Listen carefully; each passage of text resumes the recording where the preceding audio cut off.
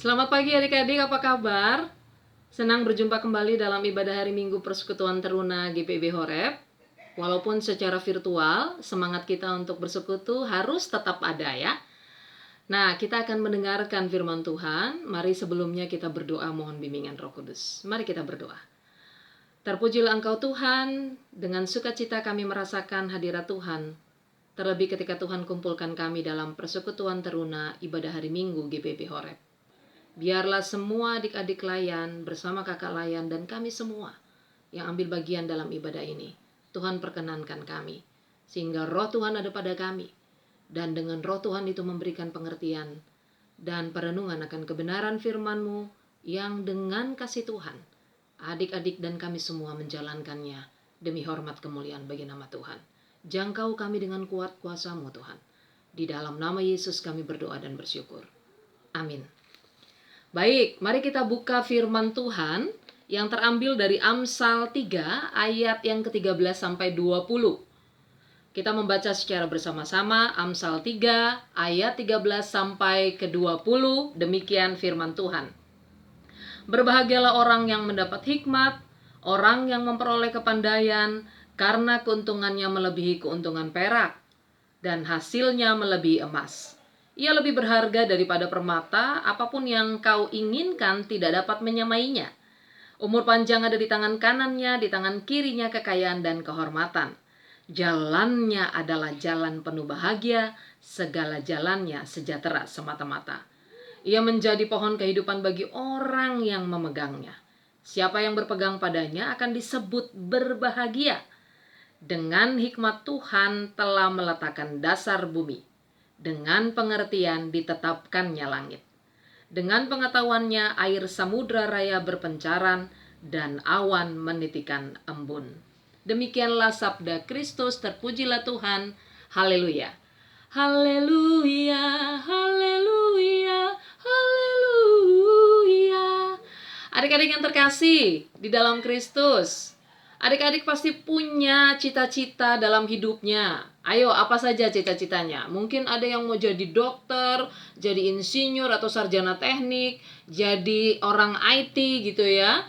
Lalu perawat, akuntan, pebisnis dan lain sebagainya. Itu semua baik cita-citanya. Bahkan ini nih yang juga seru. Mungkin di antara adik-adik ada yang ingin jadi pendeta. Kak Sondang aminkan itu ya. Nah, jika semua cita-cita yang adik-adik inginkan ini berhasil dan tercapai, bahagia dong ya? Tentu bahagia. Dan saat ini nih, sekarang ini, adik-adik sedang mempersiapkan menuju cita-cita tersebut. Yaitu dengan apa? Dengan mempersiapkan dirinya, belajar, walaupun dilakukan jarak jauh saat ini, tapi harus ada semangat di sana. Harus ada giat di sana, harus ada usaha di sana, dan harus ada ketekunan di sana. Dan yang paling penting, ada harapan di sana. Kenapa? Karena adik-adik teruna adalah anak-anak Tuhan. Kenapa harus ada harapan, Kak Sondang? Karena adik-adik teruna adalah anak-anak Kristus. Dan Kristus itu adalah sumber harap, sumber hidup, sumber tujuan adik-adik untuk mencapai masa depan tadi. Dan hanya Kristuslah yang memberikan harapan terbaik, terkekal, terdahsyat bagi setiap anak-anaknya. Lalu harus bagaimana kita? Lalu harus bagaimana adik-adik? Supaya tetap punya harapan tersebut. Tetap bisa menggapai masa depan yang tadi dicita-citakan. Amsal 3, kalau kita lihat judul perikopnya, ada berkat dari hikmat. Wow, gimana nih maksudnya Kak Sondang? Setiap anak-anak Tuhan yang punya hikmat pasti memperoleh berkat Tuhan. Berkat untuk hidup, berkat untuk tujuan hidup. Lalu gimana caranya untuk punya berkat atau punya hikmat Tuhan, Kak? Apa itu hikmat, adik-adik? Sepanjang yang kalau adik-adik pasti kan sering membaca Amsal ini ya. Dan di ibadah teruna juga Amsal ini bukan bacaan yang asing, yang adik-adik pasti sering jumpai, adik-adik sering dapatkan. Dalam hikmat, dalam Amsal, hikmat itu adalah pengetahuan untuk menerima, untuk merenungkan, dan melakukan ajaran dan didikan Tuhan kepada kita, kepada adik-adik. Untuk apa? Untuk menjadi rendah hati, untuk menjadi bijak, untuk menjadi pandai, menjadi adil, menjadi jujur, menjadi dekat dengan Tuhan, dan menjadi pelaku firman-Nya. Dan ketika itu semua adik-adik sudah lakukan dan sudah menjadi yang tadi Kak Sondang sebutkan, maka damai dan bahagia terjadi dalam kehidupan adik-adik. Tapi Kak, memang kalau udah memperoleh itu nggak ada hambatan. Misalnya gitu ya, adik-adik bertanya ya. Bisa saja Tuhan izinkan ada tantangan dalam proses untuk mencapai masa depan adik-adik. Bisa saja terjadi hambatan-hambatan dalam proses mempersiapkan diri untuk masa depan yang adik-adik inginkan. Contoh yang paling terasa sekali saat ini. Bagaimana adik-adik belajar? Tidak bisa tatap muka dengan gurunya. Tidak bisa datang ke sekolah karena keadaan pandemi. Sehingga ada keterbatasan yang mau tidak mau adik-adik harus lakukan dan ikuti. Mau tidak mau harus menerima ini. Ini tantangan buat adik-adik. Buat kita semua sebetulnya. Tapi nggak cuman sampai di situ. Kegiatan-kegiatan lain juga kita terbatas. Kegiatan beribadah, kegiatan-kegiatan belajar, kegiatan-kegiatan satu sama lain dalam interaksi bersama sesama terbatas, nggak boleh untuk sementara waktu ini. Itu tantangan kan buat adik-adik dan buat kita semua. Tetapi jangan pernah kendurkan semangat. Jangan pernah hilangkan giat kita, usaha kita. Rasa boring nggak? Pasti boring. Bosan? Pasti bosan, orang di rumah terus. Mau tidak mau di rumah terus, tetapi mau tidak mau tetap harus mengikuti proses belajar itu. Mau tidak mau tetap harus ikuti apa yang harus adik-adik lakukan sebagai seorang pelajar. Ingat, masa depan itu ada. Apa yang adik-adik inginkan itu sudah ada di depan adik-adik. Mari tetap melihat dan meminta hikmat Tuhan. Mari tetap memohon kebijaksanaan dengan Tuhan. Mari tetap mendapatkan hikmat-Nya. Apa kata Amsal di bagian ayat yang lain?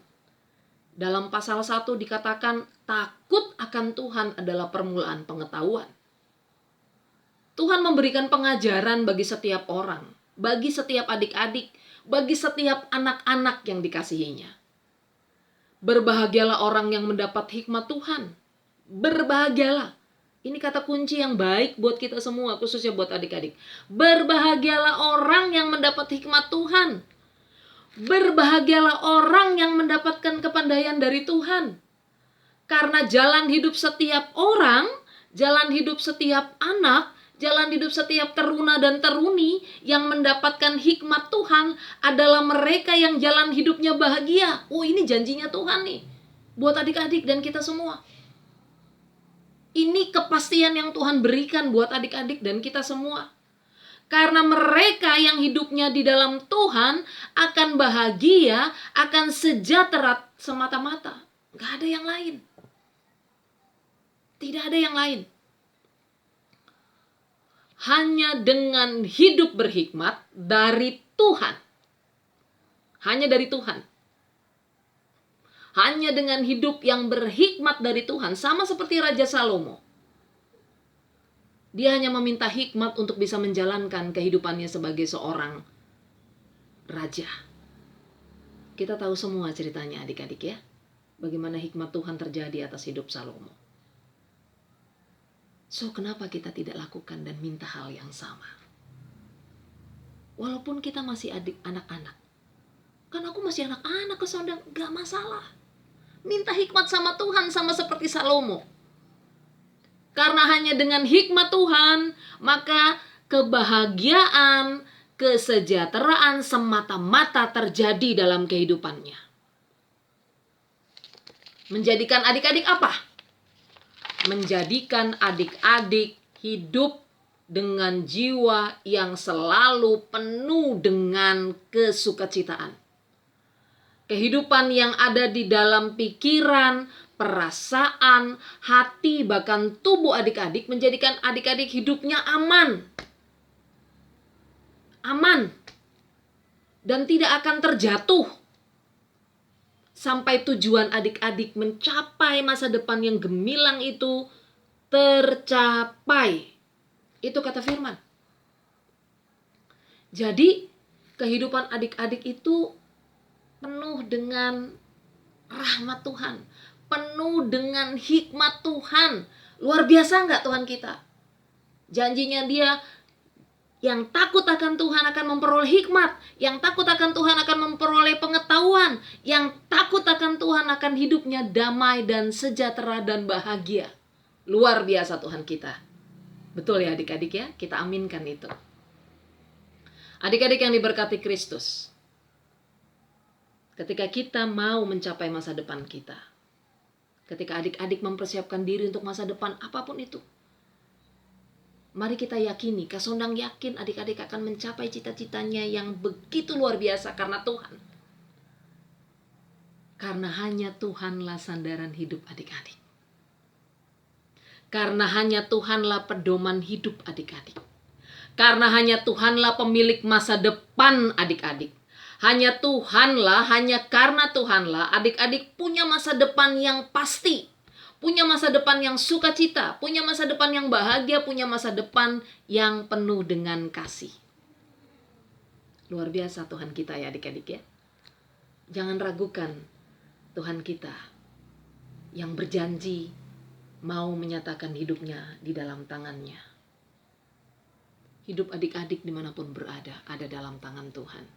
Berarti ketika ada dalam tangan Tuhan, ada genggaman tangan Tuhan yang baik itu, yang mendekap adik-adik, yang menjamin adik-adik, yang membuat adik-adik bisa mencapai cita-citanya di masa yang akan datang dengan penuh gemilang. Bukan sendiri, bersama keluarga, bersama adik dan kakak, orang tua, opa, oma, dan sebagainya.